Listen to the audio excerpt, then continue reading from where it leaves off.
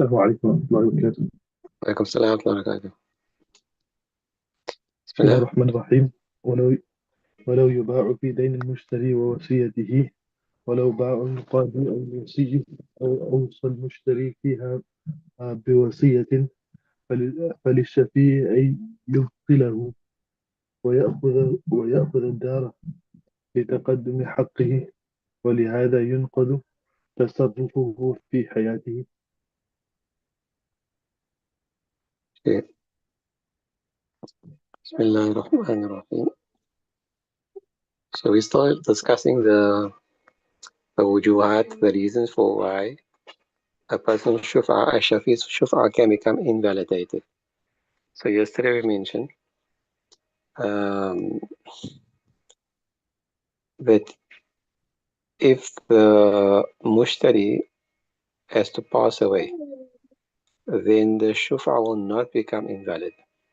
Why? Because the passing away of the mushtari, person who purchased the house, third party, uh, doesn't invalidate the sale of the house.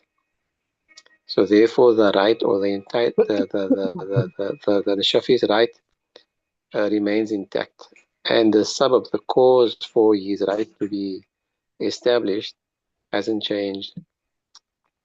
Now they're saying also further than that, ولا يباع في دين المشتري ووصيته, that the house cannot be sold in order to pay off the debts of the mushtari, neither can it be sold because of a bequest of the mushtari. And so the person bought the house and then he maybe passed away, but he wrote there that the house must be sold to pay off certain debts. Or he made some wasiyah that the house must be given to a madrasa or to a masjid for income, whatever the case was. So this also can't be done. And you can't do that. Why? Because the house doesn't belong to him. It belongs to the Shafi. And the Shafi claiming. So in that process of the Shafi trying to get the judge or the judgment in his favor, this person passed away and he had written a wasi to this effect, or he had made a bequest to this effect, so it cannot be sold in order to pay off those debts. If it is sold, walau ba'ahu al-qadi, and if the judge was to sell it to pay off the debts of the mushtari, for example, or the wasi sold it, or awsa al-mushtari fiha bi wasiyatin, or the mushtari made some other wasiyah with regards to the house. Then, فَلِلشَّافِعِ يُبْطِلَهُ, in all these instances, the Shafi has the right to invalidate the judgment of the Qadi and the sale of the house in order to pay off his debts, etc. وَيَأْخُذُ الدَّارَ لِتَقَدُّمِ حَقِّهِ, and he has the right to take the house because his right is foremost. وَلِهَذَا يَنْقُضُ تَصَرُّفُهُ فِي حَيَاتِهِ, and it is for this very reason, meaning that the Shafi has first right, that any tasarruf, any kind of transactions with regards to the house in his lifetime, in the mushtari's lifetime, will be invalid. So whether in his lifetime, whether after his death, any kind of transaction, any kind of dealings to do with the house is not valid. Understood? Okay. I think Imam Qudur Ahmad says, وَإِذَا بَاعَ الشَّفِيُّ مَا يَشْفَعُ بِهِ قَبْلَ أَنْ يَقْضِيَ لَهُ بِشُفْعَةٍ بَطَلَ شُفْعَتُهُ. The fourth reason for the shuf'ah to become invalid is if the Shafi, and we did touch on this before, if the Shafi sells that house, the Maya meaning the house, Mabi, that house because of which he is claiming shuf'ah before the judge has judged in his favor, then his shuf'ah will become invalid. So the person claimed shuf'ah, he went to the court, everything went through those three processes, the three-step process. Now just for the qadi to decide in his favor or not, and in the meantime he sold his own house. So in that case the shuf'ah becomes batil. Why? Because the house is the sabab, the house is the illah for him to claim shuf'ah. So if that no longer remains, remember we said yesterday and we said before that the thing must remain in his position till the judgment of the qadi. That's a shart. So in this case here, because he did sold it before the judgment of the qadi, the reason for him claiming shuf'ah no longer remains. or the right because of which he's claiming shufa, which is the neighbor, which are being neighborly, that is no longer there.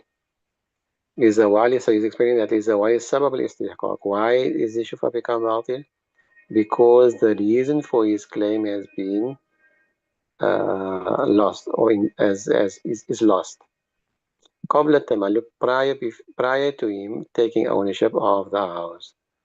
What is the sabab? وهو الاتصال, why he refers to sabab. The sabab al-istihqaq is ittisal, to be connected to the house on which he's claiming shufa. By him selling his house, that's no longer the case.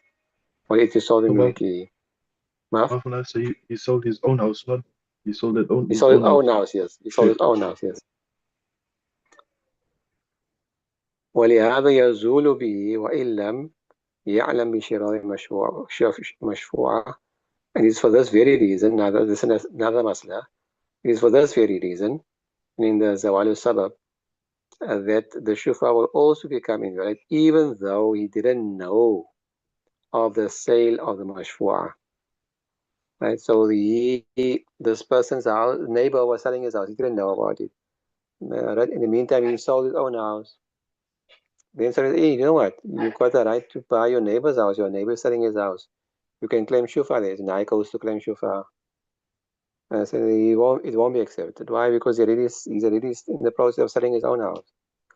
And he can't use ignorance as an excuse. I didn't know. That won't be accepted. You follow? okay, Right?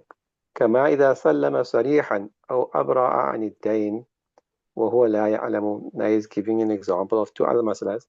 Just like how if he was to um, this masala is as if he sallama, he waived his right sarihan, explicitly. He said, no, I don't want shufa. Okay? So whether he knew about it before he sold it, or he sold it before he came to know about it, or he sold it after knowing about it before the judgment of the Qadi, it is as if he has waived his right explicitly, verbally. Because why all of this, by him selling his house, this is dalil arad, as we mentioned before. It shows that he's not interested in owning the house.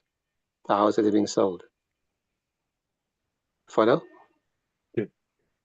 أو أبرأ عن الدين وهو لا يعلم. Another example from a different masala.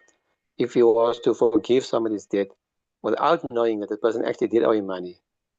This person came to me and told me, you know, hey, bye, make me maaf for whatever I've done to you in my life. I'm going for Hajj, you're going for Umrah, for example. Please make me maaf. Say, I make you maaf for anything and everything. Right? You owe me nothing and you've done nothing to me, make you completely maaf. And then thereafter he came to know that the guy owes him money. So now he can't claim the money back. You follow? He remembered after the guy owes him money. Or he didn't know that the guy owes him money. أبرأ عن الدين وهو لا يعلم به. Without knowing the guy owes him money. So even though he didn't know about it, by him forgiving the debt, by absolving the person of the debt, by expunging the debt, by writing off the debt, it's automatically forgiven and it's automatically expunged, it's automatically forgiven. Okay, even though he didn't know about it. So this masala is the same. Understood? Okay. وهذا بخلاف إذا باع الشافعي داره بشرط الخيار. This is contrary to the masala that if the Shafi has to sell his house, his own house, on شرط الخيار, this came before as well, right? Because شرط الخيار does not take or remove the house from his ownership. لأنه يمنع الزوال فيبقى الاتصال. Why? Because خيار الشرط prevents the loss of ownership. So therefore, اتصال remains. He's been connected to the property from on which he's claiming shufa remains. Understood that? Okay. Should we carry on? قال ووكيل البائع إذا باع وهو الشفيع فلا شفعة له، ووكيل المشتري إذا ابتاع وهو الشفيع فله الشفعة. والأصل أن من باع أو بيع له فلا شفعة له، ومن اشترى وابتيع له فله الشفعة، لأن الأول بأخذ المشفوعة يسعى في نقد ما تم من جهته وهو البيع، والمشتري لا ينقل شراءه بالأخذ بالشفعة لأنه مثل الشراء. جي. So now, again, another reason, fifth one, وَوَكِيلُ الْبَائِعِ. If the wakil, representative of the ba'i, sells the house, and he also happens to be the shafi, وَهُوَ shafi, right? So the wakil of a ba'i appointed somebody to sell his house, and the person is his neighbor, for example. فَلَا شُفْعَةَ لَهُ. Then he won't be entitled to shufa, the wakil. The wakil neighbor will not be entitled to shufa. وَوَكِيلُ الْمُشْتَرِي. However, the wakil of the mushtari, somebody asks a friend of his to buy a house, and he happens to be the neighbor of the person selling the house. Guy, for example, his friend in Durban phones him, there's a house on sale in Cape Town in your road. Understand? Can you buy it for me? Or put an offer for me? Okay, so he's acting as the wakil of his friend in Durban, and he happens to be the neighbor of the person. If he buys the house, فَلَهُ شُفَعَةٌ, he will still be able to claim shufa. Right, again, this all goes down to irad and adam al-irad, and to show disinterest or disinclination or not. Because obviously, when you're selling something, even for someone, that shows you're not interested. Otherwise, you just say, you know what, I'm buying it, I'm taking it. Why must I buy it for you? I'm going to buy it for myself. You follow? Okay. Whereas purchasing something shows interest. It shows inclination. Well, aslu, and the principle here is what? أَنَّ مَنْ بَاعَ أَوْ بِيعَ لَهُ, the person who sells or is sold for him. فَلَا شُفْعَةَ لَهُ, then there's no shufa for him. وَمَنْ اشْتَرَى أَوْ يُبْتِيعَ لَهُ, or the person who purchases or something is purchased for him. فَلَهُ شُفْعَةٌ, he will have shufa. وعلى أن الأول أخذ المشفوع بأخذ المشفوع يسعى في النقد ما تم من جهته وهو البيع. Why? Because in the first instance where he's selling the house or for someone, uh, by taking the house which is being the house which he could have claimed shufa in في النقد يسعى في النقد, he's making an effort, exerting himself in breaking that which is completed from his side, which is the bay. Okay, he's making an effort to sell the house, to get rid of the house. Okay. والمشتري لا ينقض شراءه, whereas the mushtari, his purchase of the house doesn't break the deal. It's completing the deal. It doesn't break, his purchasing doesn't break the taking of the house for shufa. Because it is as if he's purchasing it for himself. Okay? But the wakil is as if he's purchasing it for himself in any case, although he's doing so on behalf of someone or in the instruction of somebody else. وكذلك لو ضمن الدرك عن الباعي وهو الشفي فلا شفعة له. And similarly, he will not be entitled to shufa if he takes a responsibility for dark on behalf of the seller. Dark means that he stands as guarantor. There is nothing untoward or nothing wrong with the thing being sold. Now, dark means like nux, and there's no fault or nothing short, no problem with the product being sold. So if he stands as this guarantor on behalf of the seller, and at the same time he's a shafi, فَلَا شُفْعَةَ لَهُ, then he'll have also no shufa, not be entitled to shufa, because again, same thing. That shows disinclination. Why are you supporting the sale of the house when you could be asking for the shufa to buy the house? You follow? Okay.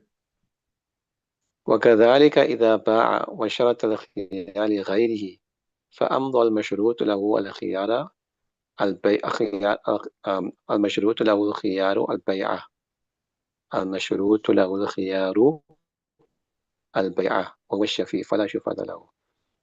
And similarly, if a person sells the house and he stipulates a condition of khiyar for somebody else, you can do this. You can have khiyar shart for yourself, or you can say that I give an khiyar shart to somebody else. For example, you're buying a car, and you tell the person, listen, I want 3 days to decide, but I want my mechanic to decide, or I want my friend who knows about cars to decide. Yeah, I want to take it to him, have him have a look at it. If he says yes, go ahead, then I'll come and buy it. Then I'll take it. You follow? So he's giving khiyar shart to somebody else. You follow? It's permissible in the Hanafi madhab. So the same thing here. He's buying the house, but he's stipulating shart al-khiyar for somebody else, for a third party, not connected to the sale. Now he's saying فَأَمْضَى الْمَشْرُوطُ لَهُ الْخِيَارِ. That person for whom the stipulation of khiyar was given, al-mashroot lahu khiyar, that person for whom the shart al-khiyar was stipulated, amda, he amda al-bay'ah, he allows the bay, he gives permission for the bay to go it, yes, buy it. I choose to buy it. That's it. وهو الشفيع, and he happens to be the shafi, the same person, مشروط له الخيار, فلا شفعة له. Then again here, there's no shufa for him. You follow? So just to make it clear, person in Durban, he is purchasing a house from someone in Cape Town, for example. Or let's say somebody in Cape Town, but he's from the northern suburbs. Right? I'm sorry, Maf, I don't know anything about P.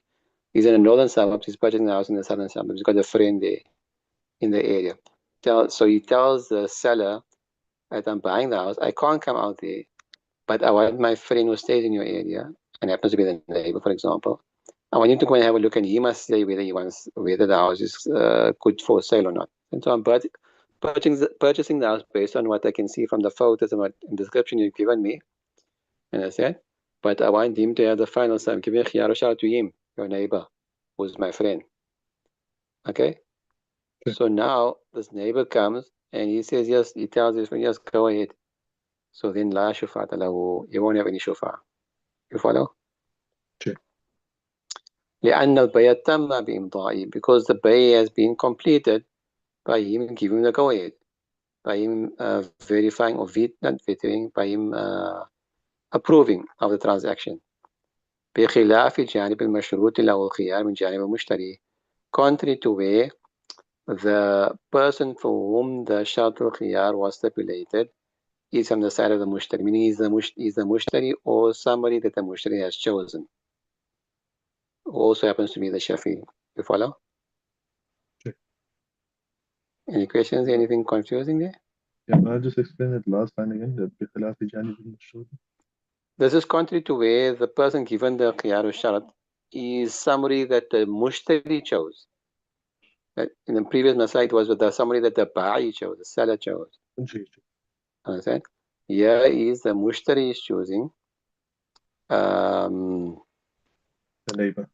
A neighbor, for example, to go see. Yeah, sorry, I gave the wrong example. It's supposed to be a seller, not buyer. In the previous example, I gave the wrong example.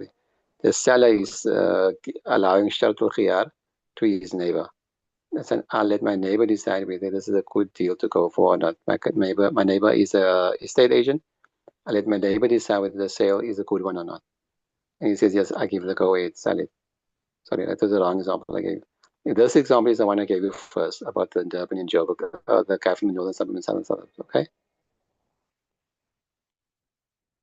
You follow? Hello? Assalamu alaikum, can you hear me? Lukman?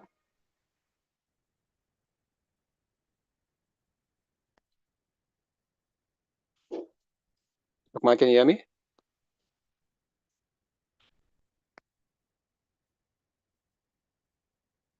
Can you hear me? Assalamu alaikum.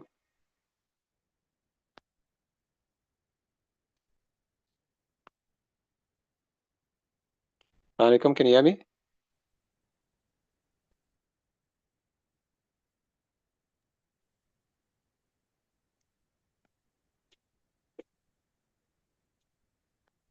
Assalamu alaikum. Sure, I can hear. Okay.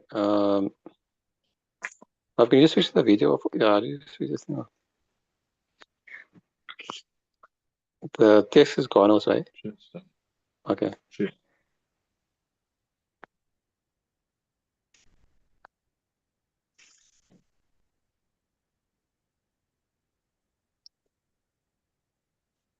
Okay, did you understand that? My neck was just cut. I couldn't hear Moulana from that part. Moulana explained The the last last part one. of the. Yeah, so the last part I was thinking I gave you the wrong example, sorry. I mixed the examples up. The example I gave you initially about the northern and southern suburbs. The person in the northern suburbs is selling the person in the northern suburbs is buying a house, and he tells his friend in the neighborhood to go have a look and see. So this is actually this last example. بخلاف جانب مشروطة بخلاف جانب مشتري. Right? That's example that's supposed to be here. Okay. The previous masala is where the person is selling the house. So the person is selling the house, but he says, give me 3 days to decide whether I want to. I'm going to ask my neighbor, consult with my neighbor. My neighbor is a estate agent, he'll be able to tell me better. So I'm giving khiyar shart to him. If he approves of the deal, can take it, otherwise not. Okay? So the neighbor in that case says, I approve of this deal, sell it. Okay, so that's the previous example. This example is the one I gave you there.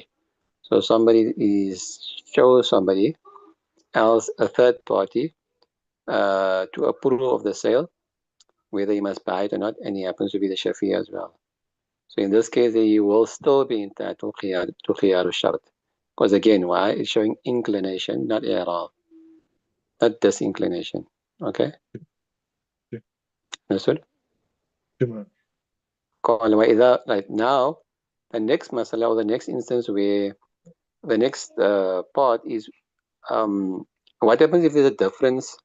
So the wrong information reaches the Shafi, either with regard to the amount of money being sold. He had one price and maybe gave up his shufa, but then it turned out to be a lower price. Then, or the type of money or the type of thing that is being sold for. Understand? So that's what's going to be discussed now. وإذا بلغ الشفيع أن بيع بألف درهم. If it reached the Shafi, the news reached the Shafi that the house was being sold for 1,000 dirhams, for example. فسلم, I say, that's too much, I can't afford it, right? I can't afford that. فسلم, so he gave up his right to shufa. ثم علم أن بيع بأقل. And then he came to know that no, it actually sold for less than that. It's 500,000. 50,000. Then, for example, okay.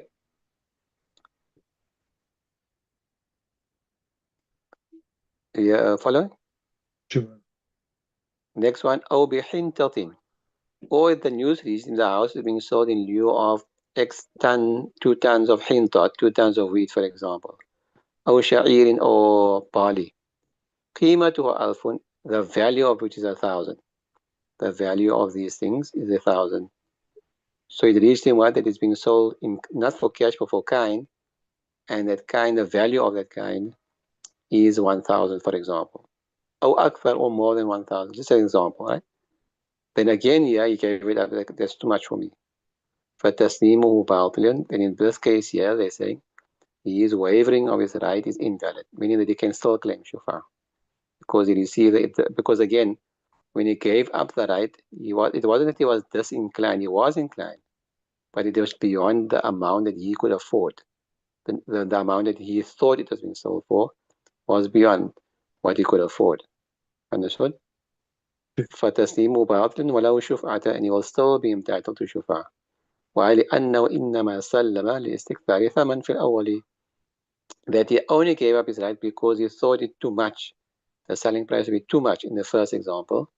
وَلِتَعَذَّرُ الْجِنْسِ الَّذِي بَلَغَهُ وَتَيَسَّرَ مَا بِيعَ بِهِ فِي الثَّانِي, and because of the type of item for which is being sold reached him, right? In the second example. Okay?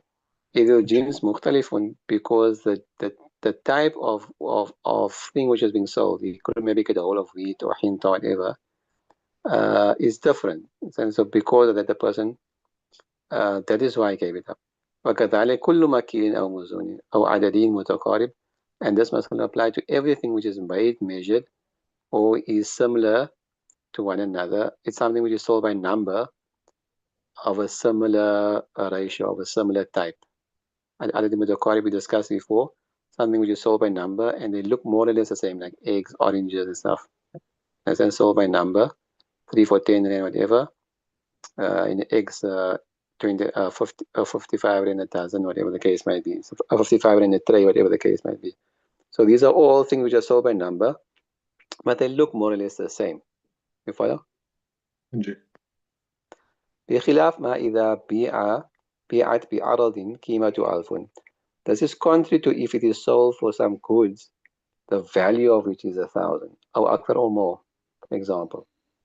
وَلِأَنَّ الْوَاجِبْ فِيهَا الْقِيمَة, because in this case here, as we discussed before, when something has been sold in lieu of goods, then there the person, the shafi, will have to pay the value of it, not the actual, the land. If he doesn't have to give another piece of land, he'll pay the value of it. Can be عرض, goods or land. وهي دراهم أو دنانير, which is dirham or dananir. Okay, so in this case here, you can't claim it, oh no, I didn't have a piece of land to give in exchange for it, or so, I didn't have those goods to give. No, because in this case here, this is the Zawatul Qiyam. You don't have to give the exact same thing, but you have to give the value of it, which would have been cash, money. So this case here, is giving up of the shufa will invalidate the shufa, will be correct. وَإِنْ بَانَ أَنَّ بِيعَ بِدَنَانِيرَ قِيمَةُ أَلْفٌ, and if it became clear that it was actually sold for dananir, gold coins, the value of which is 1,000, فَلَا شُفْعَةَ لَهُ, then there's no shufa for him as well. وَكَذَا إِذَا كَانَتْ أَكْثَرَ, and the similar will be the case if it is more than that, more than 1,000 dinars. Understand? So what's happening here is it reached him that it was going to be sold for 1,000 dinars or more, and he gave up his haku shufa. You can't claim shufa afterwards. And Zufar says in the case of where it's actually less than what he thought, فَلَهُ الشُّفَعَةُ, then he will have shufa. لِإِخْتِلَافِ الْجِنْس. Why? Because Zufar said dananir and dinars, silver coin and gold coins are not the same thing. Different things, gold and silver. So therefore, he applies the same masala here as we applied to the previous masala. Okay? That as there was a difference in the type and difference in the price and so forth, in the case of the silver coins right on top, okay? So in that case there, it's ikhtilafu jins here as well. So therefore, we will be allowed to continue. وَلَنَا الْجِنْسُ مُتَّحِدٌ فِي حَقِّ ثَمَنِيَةٍ. We say no. In this case here, the jins is one with regards to the value. The value, irrespective of what would have been, the value would have been the same. There's no difference. And whether it's dirham or dinar in this case, because the value, if we had dirhams, the value will still have to be equal to that. Okay?